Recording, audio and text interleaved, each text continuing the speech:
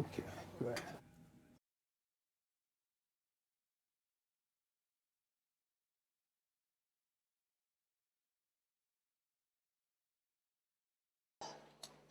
Good morning, everyone. Also, Raymond, as most of you know, I've been a cop for 8 years, and in the last 8 years, I've unfortunately witnessed this quota destroy lives. On a national scale, one of the things that people advocate for are more minority officers. And the reason for this is, being from the community, you're expected to have a natural compassion for the community. But this is completely undermined because of the inherently racist policies known as quota. When it comes to mass incarceration in New York City, the quota is at the root of it. And myself and the other officers all took an oath to serve and protect and to uphold the Constitution of the United States and the state of New York. You know, this is part of us serving and protecting the people. Unfortunately, we're protecting the people from the department itself. Ultimately, we ask that people support this fight. This is not for us at all. This is for you. Each and every one of us could have conformed and adhered to this policy, and I'd be a sergeant right now if I went along with this policy. These other officers would not be in the positions that they're in. We, in a sense, sacrificed our own careers so the community can be treated better. That's all I have. Next, I'd like to bring to the podium Ms. Tamika Mallory, Justice League member, community activist, and advocate for over 15 years. Good morning, and thank you all so much for coming, and particularly to those who are standing with us today. We appreciate all of you for being here.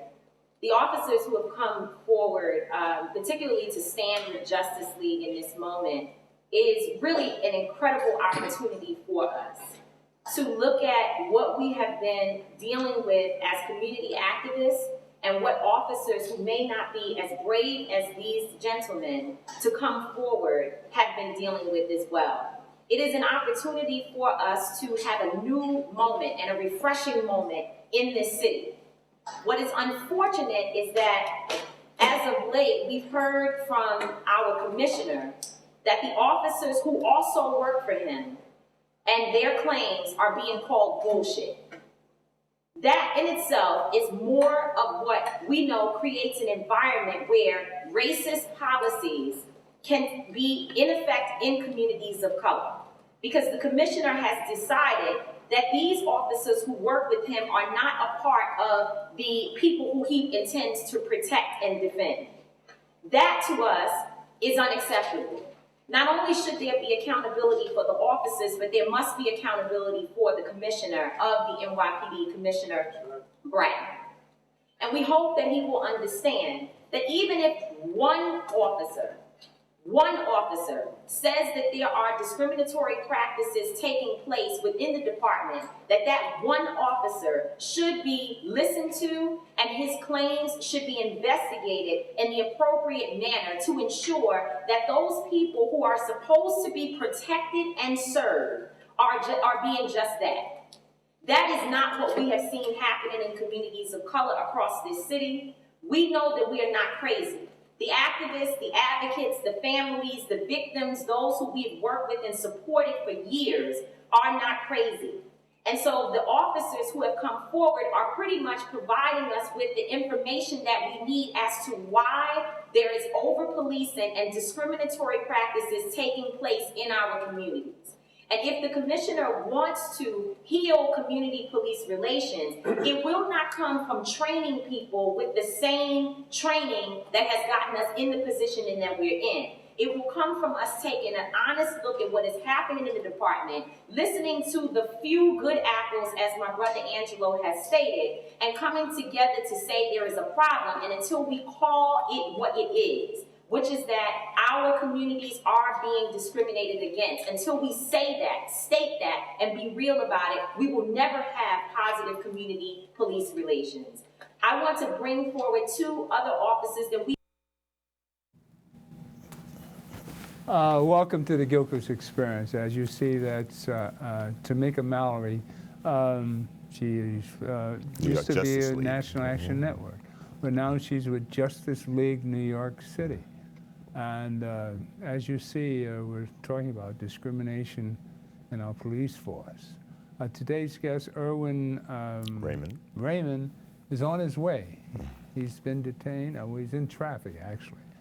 But we have with us, of course, Graham Weatherspoon, and he's an ex-officer, and he knows about these things. And this press conference yesterday was quite an event. As you see, Tamika Mallory was there, and she put the conference together, right? Yes, yes. And tell us a little bit more about this press conference that we had yesterday.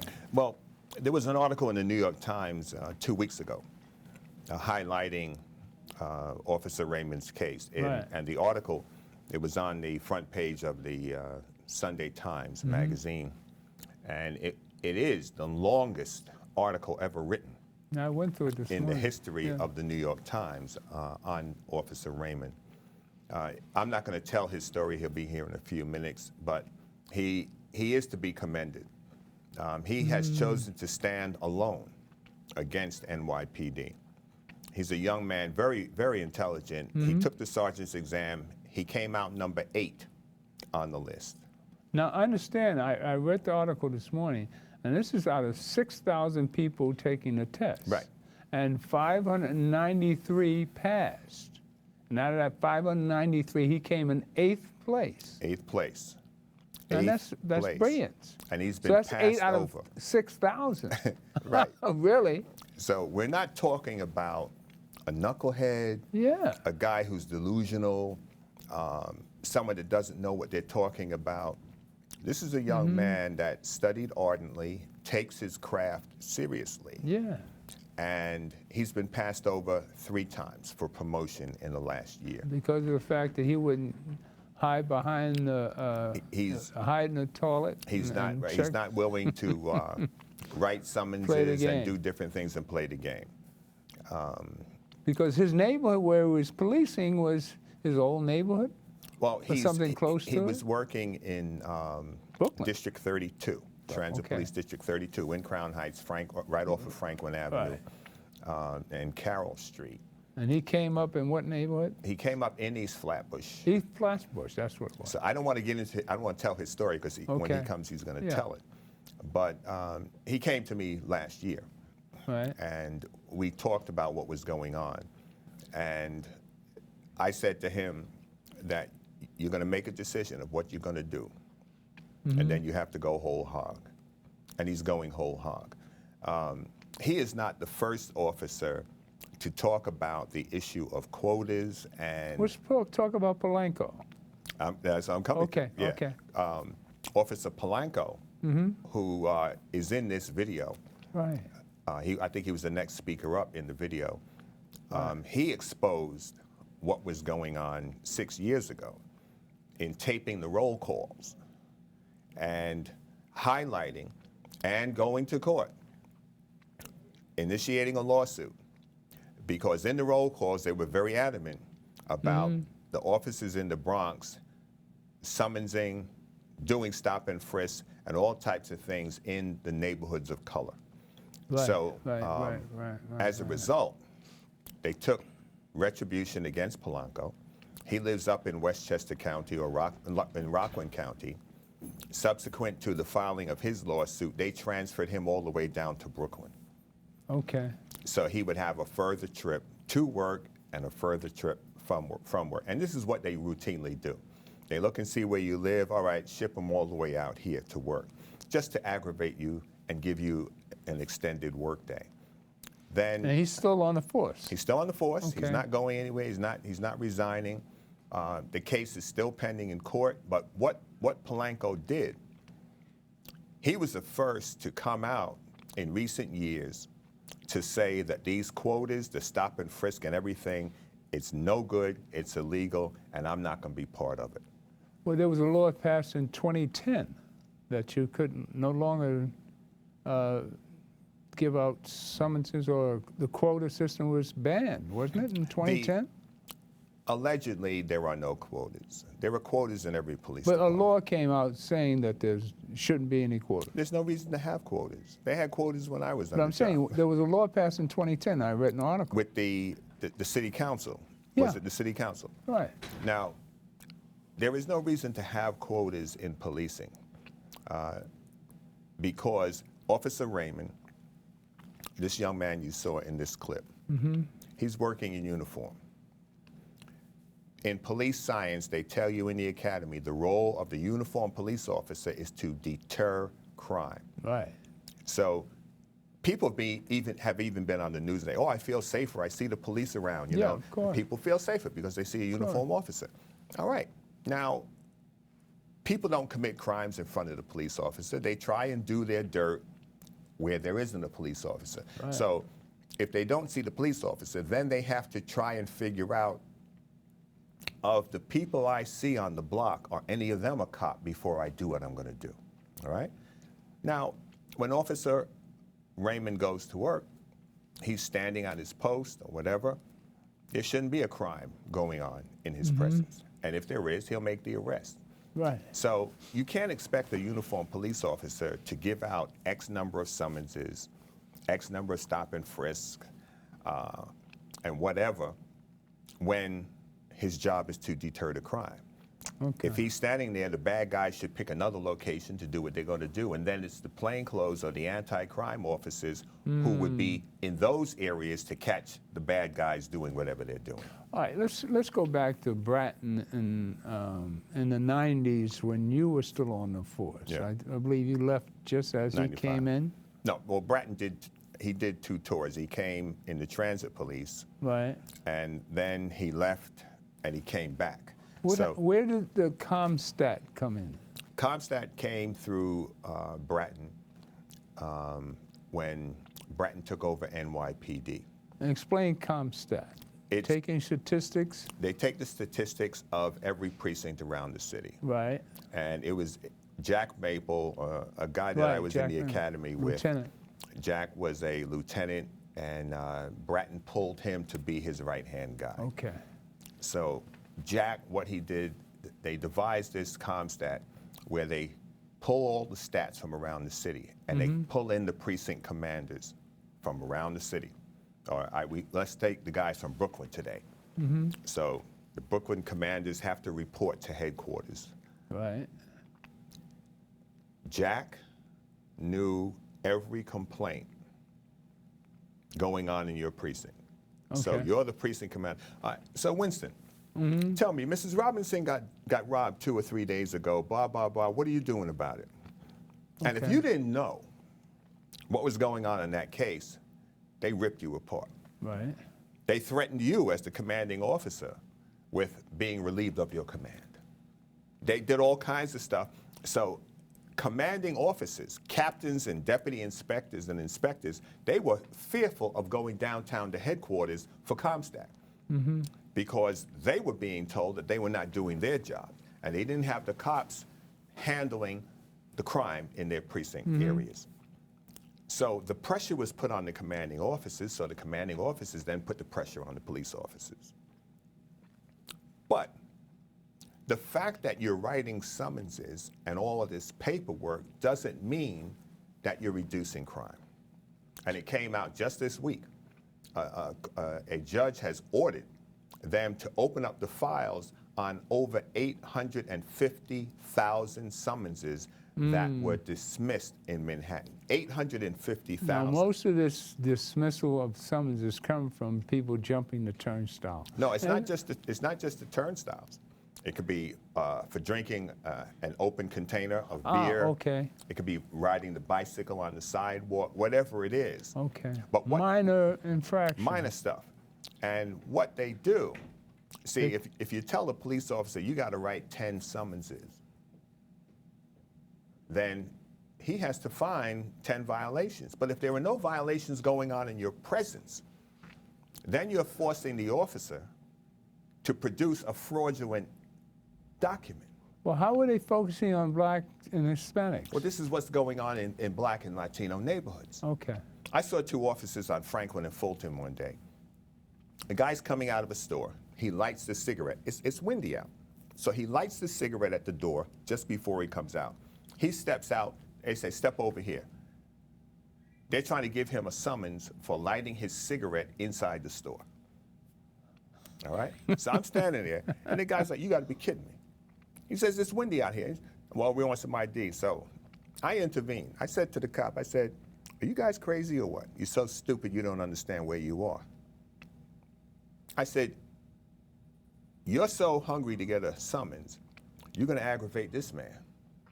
Yet if you were a smoker, and I'm not a smoker, but I can understand that he lights the match and lights his cigarette inside the store so that the wind won't blow out the light when he comes out. Don't be out here nitpicking with people, I said, because the same people you're messing with are the same people that you're going to need help from later on. All right? Because if you don't treat people right, when there is an emergency, they'll leave you to hang out there by yourself. All right? Because if you can't call for help or get backup, you can be dead. And I've had people make the call for me when I was involved in stuff in Lower Manhattan because of the way I treated people. So they let the guy go. And I told him, I said, don't get yourself involved in stupidity and wind up losing your life over some nonsense just to get a summons. But this is what's going on. Or, for instance, you move around town. You see somebody riding a bicycle. Now, they come out the house, they hop on the bike and ride to the curb, and the cop wants to give them a summons for riding the bike on the sidewalk. Or they're coming from the street, hop up on the sidewalk to go to the building, and because they're riding, they're giving them a summons for riding on the sidewalk, or they don't have a helmet. See, all of this stuff, and if they can't find what they need, and Raymond will tell you, there are young kids who have gone down to central booking for things that they should have been given a summons for. Yeah. Oh. Even for hopping the turnstile, you can get a summons for trespassing, or you can be arrested for theft of service. You see, so let's get to the discrimination case that we're talking about here. And we noticed that cops are now hiding in the bathroom to look and see if somebody jumps the turnstile. They jump the turnstiles. Usually it's somebody with not enough money to pay the fare, and they wind up getting a summons for $100, and they don't have the money for the $100, to pay their summons. They wind up not showing up in court, right? Because maybe they had a job that day and they were working. Right. All right. You're not working. You don't get paid. All right, you don't get paid. You don't have health benefits. So right. it's a cannonball rolling down the hill, picking up speed. And what happens is that they issue a warrant because you didn't come to court. And next thing you know, you get stopped somewhere along the line. And the next cop that stops you, he runs a check. You have a warrant. Erwin. You're going downtown. Erwin. He'll be right there. All right. So. All right. Let's. We've got our guests here, so I want to run the plot roll in so we can get Erwin on the show here. All right. So let's run the plot roll in, and we'll be right back at you. All right.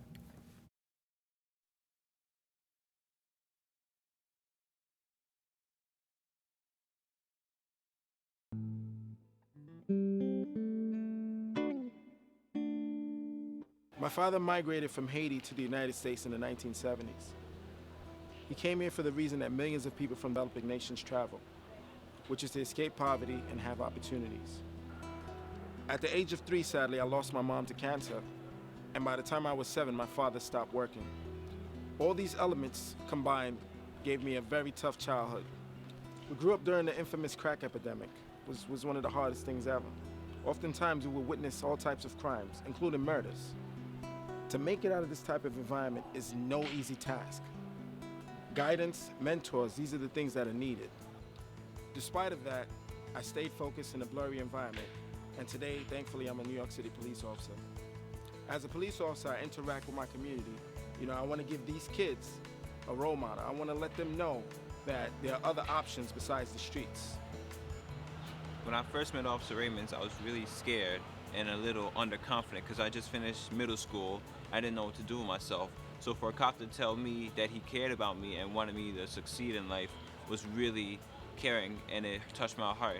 4 years later, I graduated high school and I'm starting college in a couple weeks. I feel good about myself now. Thank you, Officer Raymond. I'll never forget you. As a teen, started making terrible decisions. I fell in the wrong road, high school played a majority part because high school is when teens, black teens in America, are given the biggest opportunity to throw all their lives away. Not to go to college, hang out with the bad crowd, drug use, name it. It's all in there in one package. But I didn't notice that he had to play a role. If not, I was gonna fall right into the snake pit. And that's when Erwin came in. He played the role of being my big brother, my mentor, my guidance, and like my shining star. He's inspired me to be the man that I am today, man. I went from being the neighborhood street kid that you'd be scared of to working in the bank and also being in real estate. My name is Jim St. Germain, and I grew up right here on this block. This is Crown Street, Crown Heights. I moved here approximately when I was about 9. I first moved here was me and my dad and my siblings. Unfortunately, my dad wasn't really around. And my mother left the family when we were really young. She left the family when I was about 3 years old.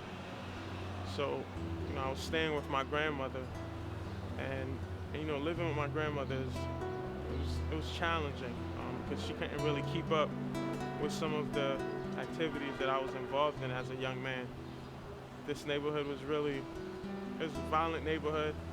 There was a lot of drugs, guns, and all sorts of negative activities taking place around here.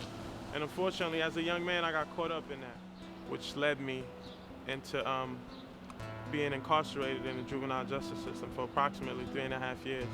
While in the juvenile justice system, I've encountered a lot of really, really amazing people that took interest in me and really tried to help me figure things out. It wasn't easy, it was very challenging, but through hard work and consistency, I was able to get my life back on track. I feel like we have a better chance of helping these young people, helping them to stay out of trouble, rather than helping them while they're already in trouble. So that's where the passion and the idea came regarding plot and what we wanted to do. Just seeing the conditions of our communities and what people face and understanding this, because we experienced it firsthand, I just felt I don't accept it, and something has to be done. And why wait on someone else? Why wait on politicians? Why wait on anyone but myself? I'm just as able-bodied as anyone. So this is when we decided to combine our efforts and start plot.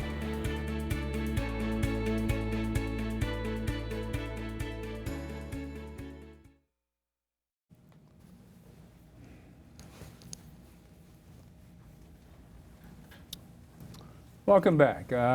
As you see, Officer Raymond is well loved in the community, and I'm sure you're quite proud of that, and we're proud of you, young man. We can call you a young man, and you're giving back to your community. Absolutely. And everyone's proud of what you've accomplished, and this is what officers are supposed to do.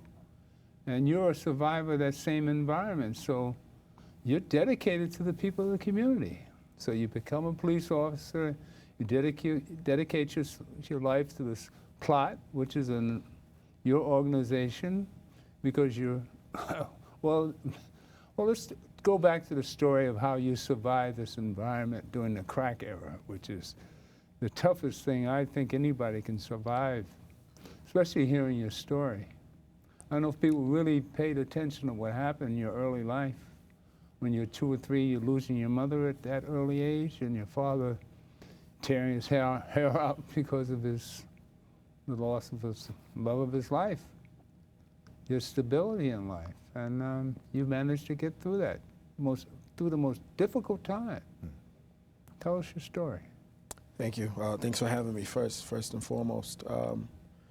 Yeah, it was, when I look back now, I realize how difficult it was, but when I was going through it, it was just life. Right. But I'd say around 8 years old is when I started seeing a lot of shootings and other violent crimes, things that all led back to the crack epidemic.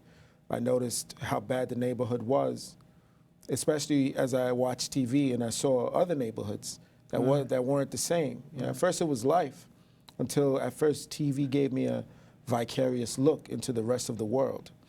So in junior high school, I went to junior high school in a white neighborhood that didn't have a lot of the problems we had, you know, in Flatbush, and the difference in the quality of the education played a part. And this is around the same time my friends started to deviate. They started, at first they started smoking, which is a personal decision, but then they started doing gunpoint robberies on Flatbush Avenue. You know, they were emulating the guys on the corner. To me, those were just guys on the corner. Thankfully, my dad was there. To them, those guys were the people to look up to. So at around this age, around 12, 13, I actually got a job. And this helped me stay out of trouble, because every time I came from work, my friends would be involved in different detrimental activities. You know? And each time I came from work, I was shocked. I'd say, wow, when did we start doing this? You know, let's go play video games. When did we start doing this? Let's go play some basketball. So in my preteen and early teenage years, this is when I started losing a lot of friends, because this is around the time that young men in certain inner city neighborhoods start to make bad decisions. What years are we talking? 98, 97, 98. Okay. So this is around 2001. That's when I met my friend Jim, who's the co-founder of Plot, with me. And he, at first we met in the supermarket, and he left after only a year because he got involved in drugs and other crimes. So throughout my teenage years, my dad really kept me focused. He said, one time he told me, you know, my dad, you know, my family's from Haiti, so he said it in Creole. I'll paraphrase the best I can. He said, I don't have any land, I don't have any assets, I have no home, I have no money, I have nothing to leave for you when I die. But I gave you the gift of being born in the United States. You know, although this country is responsible for some of the worst things in history, it is the land of opportunity. Amen. So do something with yourself. Oh, amen. And this, my dad told me this at 10 years old. Amen. And at 10 years old, I understood what he meant. You know, we would watch images of what's going on in Haiti at the time, the Aristide coup d'etat. Yes, we would watch documentaries on PBS about what's going on in Africa. All right. And throughout the rest of the world. And he said, this is why this is the land of opportunity. And this is the only thing I can give you, birthright citizenship. Do something with yourself. So the people right next to you in your same neighborhood didn't see that vision? No, unfortunately, no. They didn't. They were born here in America and didn't appreciate what they had. Yeah, unfortunately, a lot of them let it go to waste. I have a lot of friends who migrated here from the Caribbean since they were toddlers, so all they know is the United States. Right. But once they reach 18, they hit a ceiling, because because they're not citizens, there are issues with financial aid, and they're unable to continue their education. Meanwhile, the gentleman next to them was born here, and he didn't even finish high school. You know, it's a crisis almost. But thankfully, that focus, that early discipline from my dad's instructions to the discipline of working at 12 years old, which isn't even legal in the United States. The discipline that comes with working, all of this, you could say, was part of the building blocks that let me know that, you know, there's a light at the end of the tunnel. So I made the decision to become a police officer in my very late teens, about 18 or 19. Although it was something that my father did discuss with me, I wasn't interested when he first said it. One of the things that led to that decision was the way cops treated me. You know, stop and frisk to Operation Impact, which started, I would say, around 2002. I was a senior in high school, and every week I was getting stopped. It was unbelievable. Every week, you know, I was getting stopped, and I was treated like a criminal before there was any interaction. It's as if they had their minds made up. So I didn't like it, and so I said, you know what? Maybe I do need to join this. Maybe I need to join. Maybe they don't understand. Maybe they're not being trained properly. Maybe I can join and see how it is I can contribute to training so this doesn't happen, so they can focus more on the problems. One particular day I was being illegally searched. I would say stop and frisk, but it was way beyond a frisk. I was being illegally searched, and on the adjacent corner were the actual criminals watching me get searched, and that was it. That was the day. That was the day I decided, you know what, this is it. I have to join this. I have to see what's wrong, see what I can do, and I started. You know, I wasn't able to go right into college because my dad actually caught a stroke, really bad stroke, when I was 17, and when it was time for college, they were asking for his W-2s. Yeah, and The last time he worked was in 91 or 92, and it was 2003. The guidance counselor, I remember she was confused as to how this could be possible, especially with no public assistance. And I explained how I actually been working for 5 years. So you were supporting the family? Well, no, what I did is I took the burden away from my father, the burden of supporting me. Okay. And it's something he would always pull me aside and thank me for. You know, like he would say, because he was in despair. He had given up on himself. He said, you know, I know if something ever happens to me, you'll be all right. You have a younger brother. Actually, my older brother. I'm the last. I'm the baby. You're the baby. Yeah, I have an older brother. His name is Ronald. He's actually this year is going to make it 4 years since he's joined New York City Corrections. He's a correction officer. Oh, okay. Yeah, so he works in Rikers Island. Yes. How was your father? Unfortunately, my father this November is going to make it 5 years since he passed. He passed. Yeah, Sorry. yeah. It hurts, but you know, he was in a bad state. So it was actually better that he passed when he did, because he loved to see you become a police absolutely officer. He loved it. You know, he was to a point where he was in the nursing home, and the nurses thought he was completely a vegetable and couldn't talk. And when I would come, I'd make sure he talks. You know, I would play his music, the music that he loves, the power of music. Yes. You know, so I'd play the music that he loves, and I just wouldn't accept him not speaking. So I would always get him to talk and show him pictures of me in uniform, and I was working midnights, and his nursing home actually allowed 24-hour visiting. So sometimes I'd stop by with my partner, or I'd make other guys. I work transit, so sometimes I would need guys to pick me up, and we'll go see my dad, and he would love it. He loved it, you know. Yeah. He loved it. So you walk through the hood, do you run into any old familiar faces? It's funny because at first, it's amazing, right? They already know what you do before you tell them. You know, the word spreads fast when you become a police officer. Yeah. And at first, you know, they'll always shake my hand, and that's about it. But then I'd hear what they say when I leave, you know, from the loyal folks I have still in the neighborhood. And I can say this, fast forwarding, the article, the New York Times article, I bought a few copies of it. So I went to my old neighborhood to see if they had any, and everyone in the neighborhood had read it. I was shocked, because you know, this isn't, they don't really read New York Times or flat, but so everyone bought it, everyone read it, everyone was so proud of me. Even there you go. Even them, even the guys that weren't happy about the fact that I became a police officer, didn't trust me. They were shocked. They said, "You never forgot where you came from." I said, "No, I can't. You know, I do this." Right. When I took that oath, I wasn't simply repeating after Mayor Bloomberg. It was coming. Right. I said it with my heart, with my soul. You understand? To serve the people. It's something very dear to me. I take my job very serious. Mm-hmm. So what happens? When I joined the Marine Corps, I marched down graduation. I mean, I was so proud to be a Marine. Then when I found all the dirt that went on, that it wasn't as disciplined and that they let anybody in there, I fell back and said, well, you know, if anybody can do this job. Yeah. You know what I mean? Yeah, I've had similar experiences. I was actually looking for the flaws in the training while I was in the academy. All right. And I was shocked to see that the academy training was actually pretty good. Oh, really? Yeah, some things weren't necessarily training. Some things that should have been training were simply mentioned. For instance, we were told that there's an us versus them mentality. Okay. And then we were told, don't do it, moving on. So there's no training, there's no discussion. It was just, there's us versus them, don't engage in that thinking. Next subject. Okay. So, but the fact that it was mentioned, I was shocked. Because prior But you were brought up under the new regime, more or less, right? Well, no, Did you join the force in 2008, yeah. We had a black president the following year. Well, it was during election time I was in the academy. So he was running. He wasn't the president yet. Yeah, that's what I mean. Yeah. So that's a new dawn. Yeah, and pretty much. And, you know, when I completed the academy training, I still couldn't see what was causing the experiences I was having outside of the, you know, before becoming a police officer. And then my first day on patrol, it all made sense. In one day, it all made sense when the lieutenant told the officers that only had 6 months more experience than me to go out there.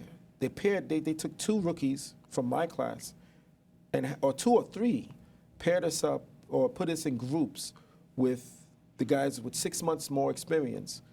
And they were given the objective of getting us collars. Go get them collars. Not go interact with the community, not go learn the transit system, learn the emergency evacuation.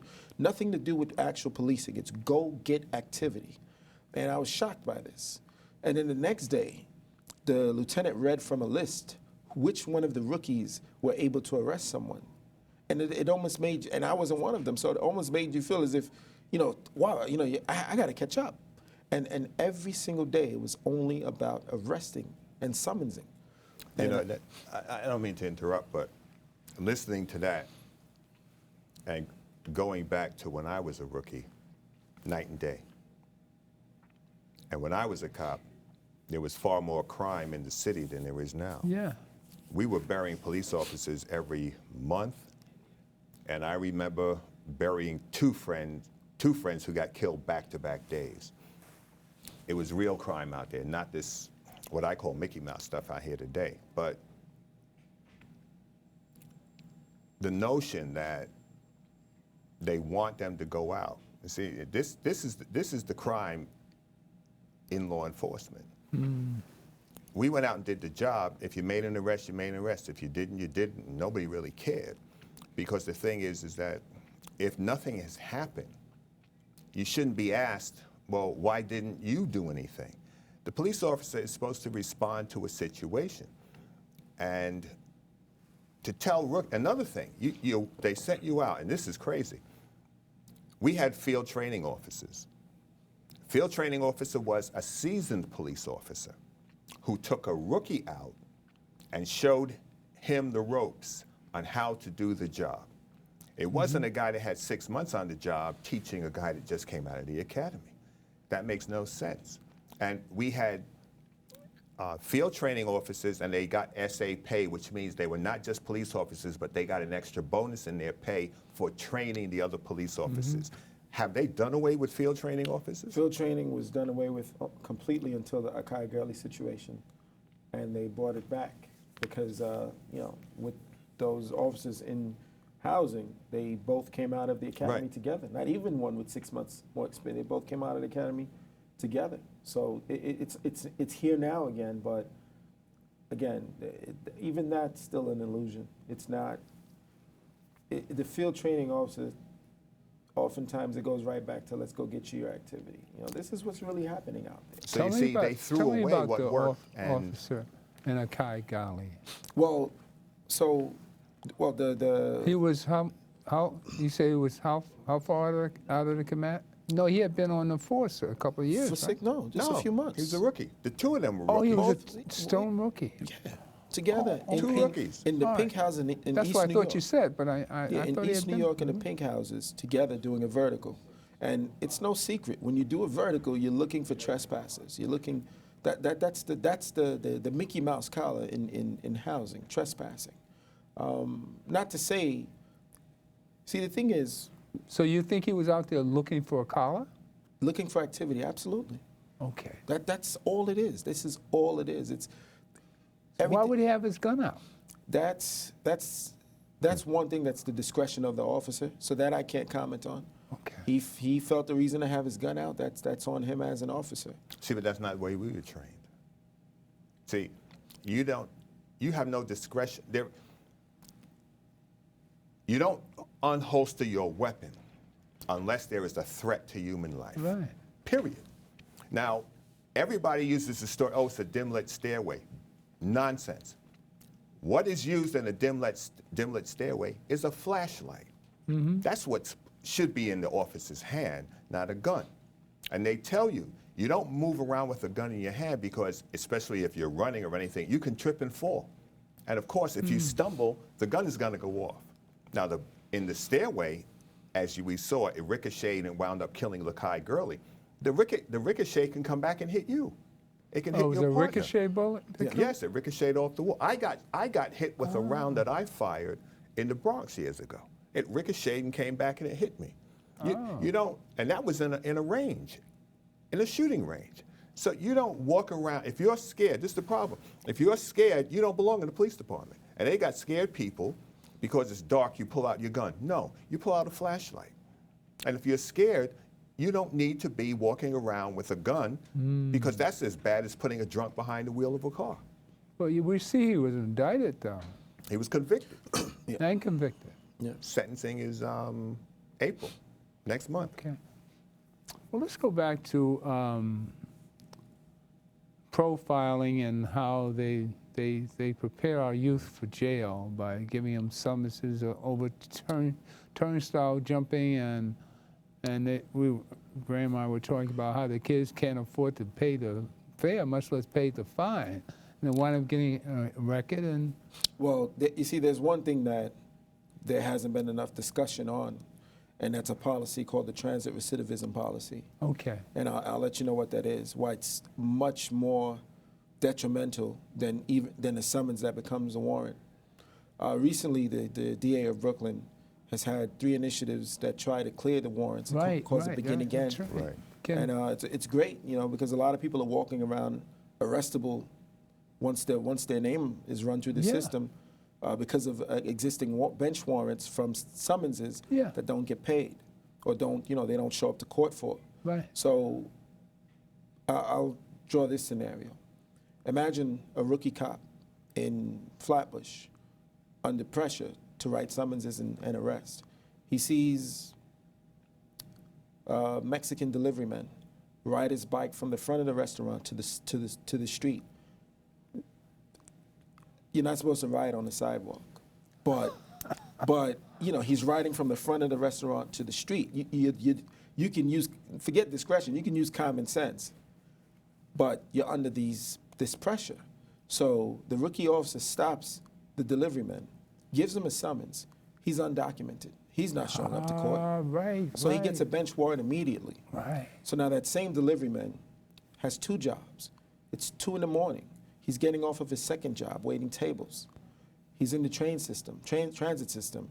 He has his bag next to him.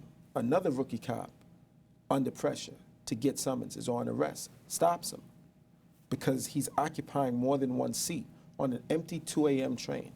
But it doesn't matter because the officer needs that number. Ooh, wow. He runs that gentleman's name. He pops on that warrant from the bike on the sidewalk that he never showed up to court for. Yeah. So now he's in arrest. Now here goes the transit recidivism policy. Any arrest in the transit system, you are now in this database, this pool, where you no longer qualify for a summons. So from that point on, anything you do in the transit system, whether it be spit on the tracks, block the turnstiles, walk from one train to the other, use the socket transit system socket to charge your phone, whatever an officer can run your name for, if your name gets ran through the system, you end up in handcuffs each time. And they revamped the policy to only 24 months, 2 years. But every time you get arrested, it restarts the 24-month countdown. Mm-hmm.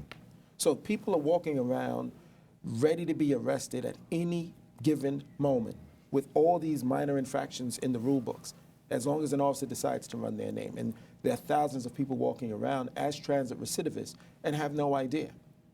This is something that needs to be addressed. It's the times I've had to arrest someone because of this policy. I was the assistant district attorney calls and says, "Why didn't you give him a summons?" And I'll say, "Because he's a transit recid." And I have to sit down and explain what that is to the district attorney. That's a problem. Wow. If the assistant district attorney isn't fully aware of this program, then who's responsible for it and why does it exist?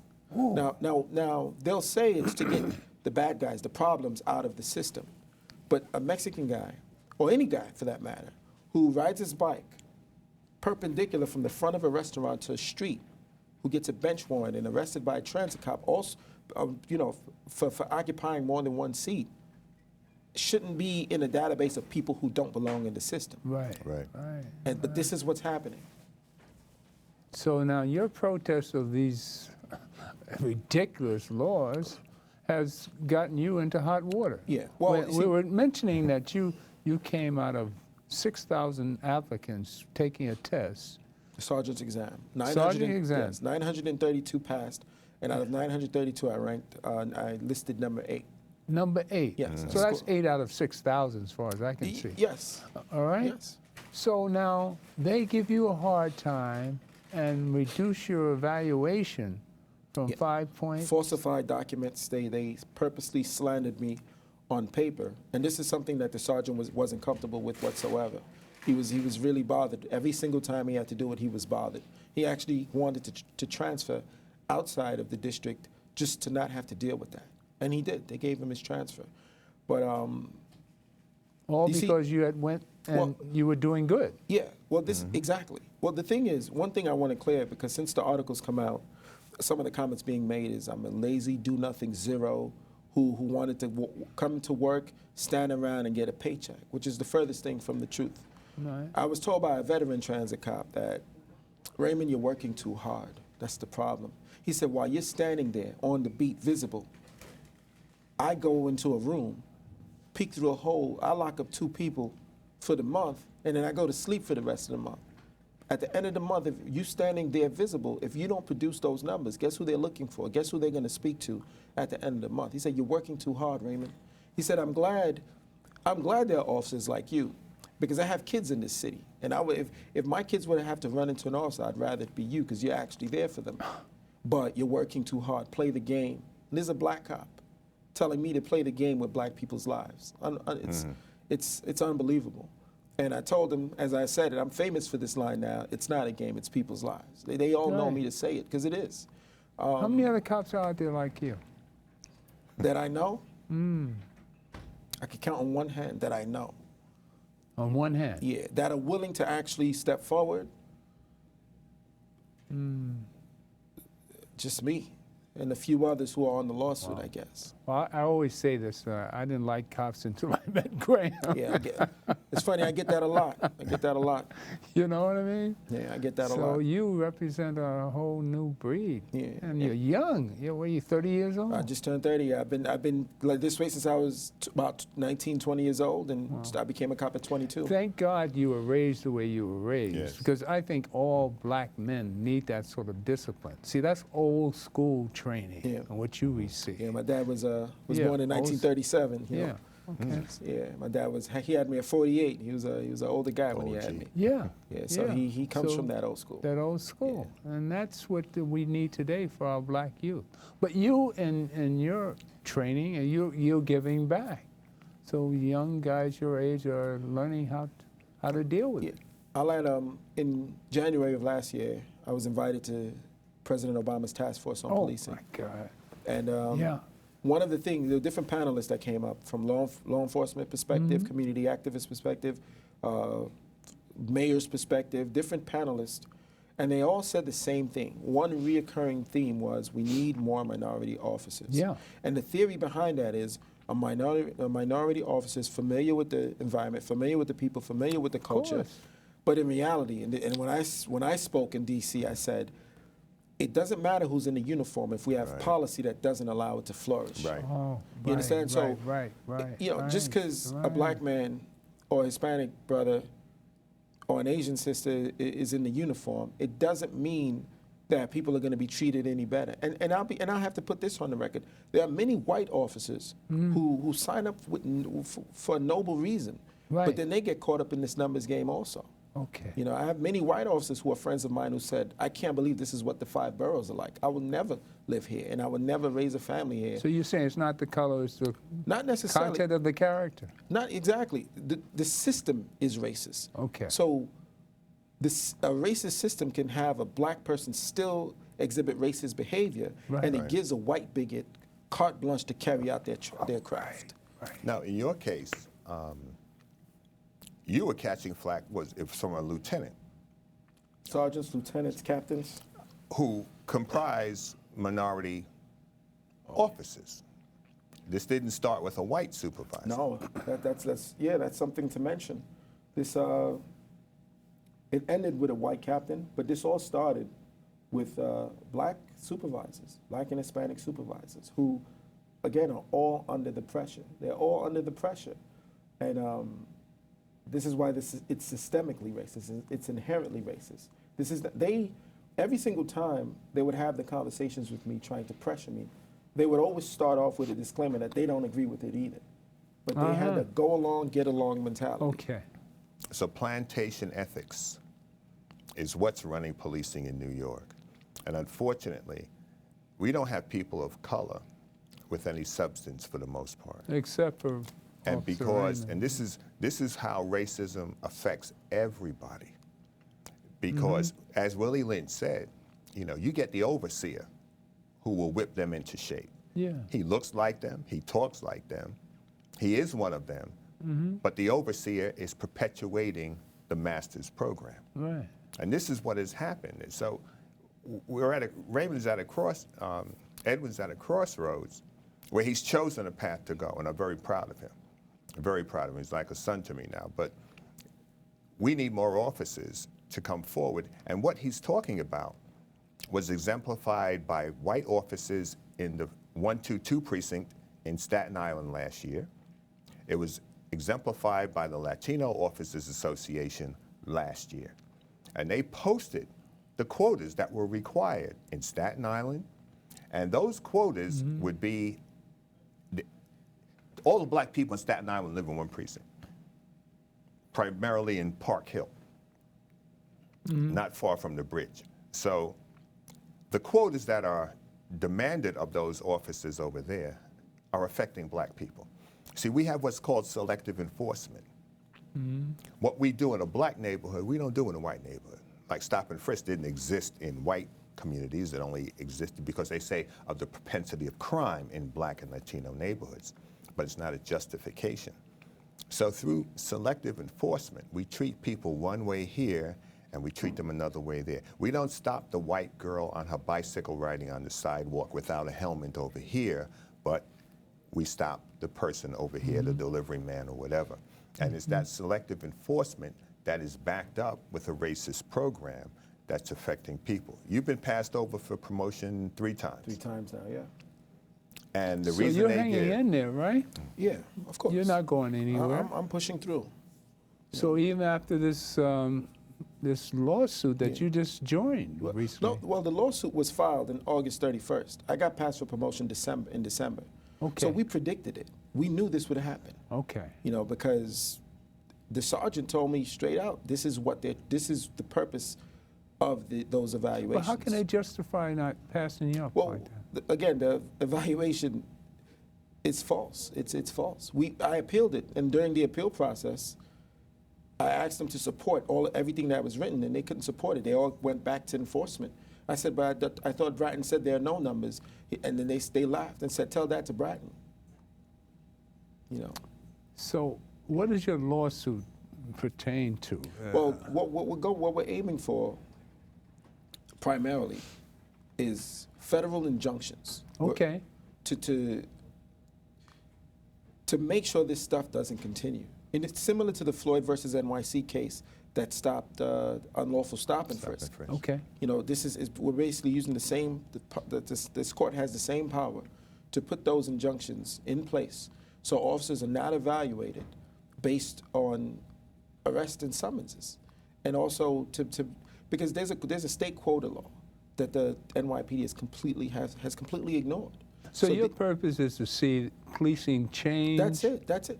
People think this is about a promotion. You know, But you want to see the crowd change. That's all it's about. You want to be an honest police officer? That's it. That's all it's about, do is your job? eliminating this quota. Okay. Give police officers their true discretion back. And show others that they can join the police force and do good. Absolutely. That's what this is about. Okay. If anything, All right.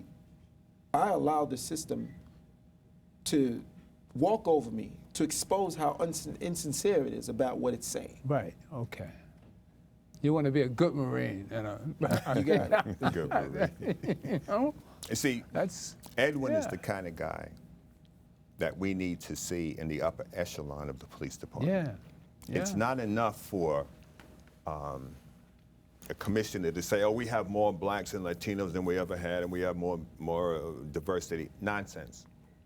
If the people setting policy and procedure don't look like him and look like the 2/3 of New York City that are non-white, then that is the problem.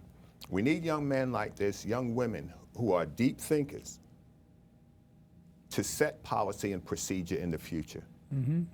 And the first step to getting to that point was the sergeant's exam.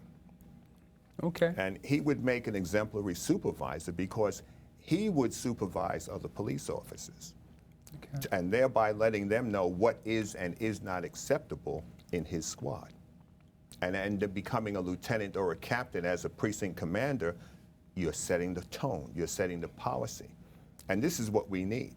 We need people, not just that look like us, but we need people that have the capacity to think with compassion, Integrity. to bring about the changes that are needed in policing in New York and across the country. The nation, yeah. Yeah. I was told, it's funny, because of the succession of slandering evaluations, I had to go before a board. It's called the Career Advancement Review Board. The acronym is CARB. And one of the chiefs, you know, the bureau chief, 3-star chief, and you know, that's a very high-ranking official. He said, so if you're low, what is your whole squad? If we push you through, is your whole squad going to be low? You know, and that's when I said, wow, it's still about the numbers. No matter how high you go, it's all about the numbers. So the deniability of those at the top, you know, making it seem as if because I think what they'll say is it's something at the bottom, and maybe you know, this captain needs to be re-instructed. No, this goes all the way up, all the way up. If anything, the captain probably doesn't like the numbers either, really. But this is all he's going to be evaluated on. Whether he becomes a deputy inspector, it's based on those numbers. So that's all. So he's pushing for those numbers. So that's what really needs to change. Yeah. That. Oh yeah. How captains are promoted, and also, if a crime happens in a particular location, say a robbery, if there's increased summons and arrest activity at that location, that's considered addressing the condition. Even if you don't arrest the person that did the robbery. You could arrest 30 people for spitting on that corner. When it's time to sit down at a ComStat meeting, you did a good job. A ComStat meeting. Yeah. We went over briefly what ComStat meeting. Yeah. That's about the numbers. Commanders hate ComStat. So they're not about catching the guy that committed the robbery. No. Just saying that there was a presence there. See, back in the day, we would gather intelligence. We're looking for the guy that did the robbery. So anybody that we arrest in that area, we're going to question them with regard to any knowledge they have of who's doing what in the area. And what you're telling me is that they don't care anymore. So the victimization of the public is secondary, and just presenting numbers is primary. Absolutely. That's We're exactly about what to it is. close. I need 15 seconds from you. Any recommendations that you would give? To the public? Youth coming Would up. you recommend them taking the job? Honestly, Go for it. it's collectivism over individualism. If you take the job, remember there's a unwritten burden to do better. Okay. Thank you for coming. This has been a joy. I mean, it's great to see the youth out there doing positive things, and especially what you're doing with Plot. Thank you. Well, you'll hear more from Erwin, and hopefully we have a future here. God bless. God in me loves the God in you.